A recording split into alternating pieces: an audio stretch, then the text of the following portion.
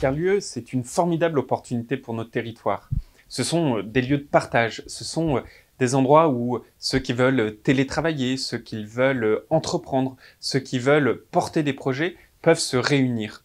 Et puis c'est une opportunité très forte pour nos territoires ruraux ou pour nos territoires urbains. Cela concerne vraiment tous nos territoires.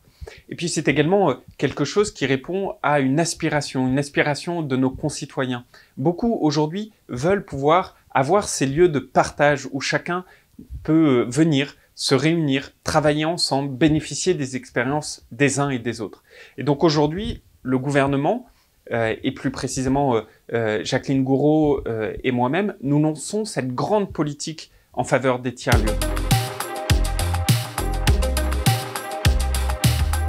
Alors il faut agir avec une méthode qui soit une méthode orientée vers le projet, orientée vers le territoire. Ça veut dire que ce n'est pas l'État qui va imposer des tiers-lieux ici ou là. Bien au contraire, ce sont les territoires eux-mêmes qui vont faire remonter les projets.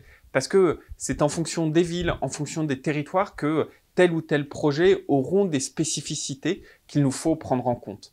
Et donc l'État va lancer un appel à manifestation d'intérêt dans les toutes prochaines semaines pour dire aux collectivités locales, mais aussi aux associations ou encore aux entreprises, proposez-nous votre projet et nous, État, on va vous accompagner. On va faire en sorte que ce soit un projet structurant.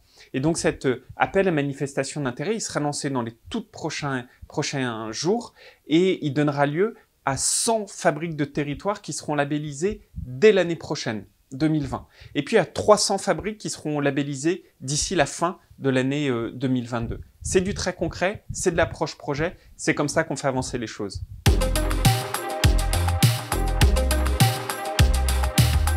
Je pense aujourd'hui que, au-delà de ces tiers-lieux, il y a une formidable opportunité pour nos territoires que représente le numérique. Le numérique dans ses usages, le numérique en tant que capacité à créer de la valeur, créer de la richesse ou à créer de nouveaux outils.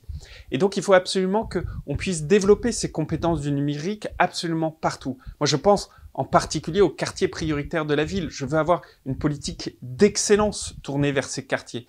Et le numérique, c'est un de ces facteurs d'excellence. Et donc on va créer des fabriques du numérique, en particulier dans les quartiers prioritaires de la ville. Ce seront des tiers-lieux où il y aura des espaces de coworking, mais il y aura aussi des espaces de formation au métier du numérique, au codage, aux usages, à l'utilisation. Et donc faire véritablement des pôles d'excellence du numérique. On pourra se retrouver, on pourra apprendre, on pourra développer. C'est ça l'un des enjeux de cet appel à manifestation d'intérêt, pour lequel, encore une fois, à la fois les élus locaux, mais aussi les associations ou les entreprises, bref, tout porteur de projet, pourra y répondre dès lors que cette excellence numérique, ce lieu de partage, il sera au cœur du projet présenté.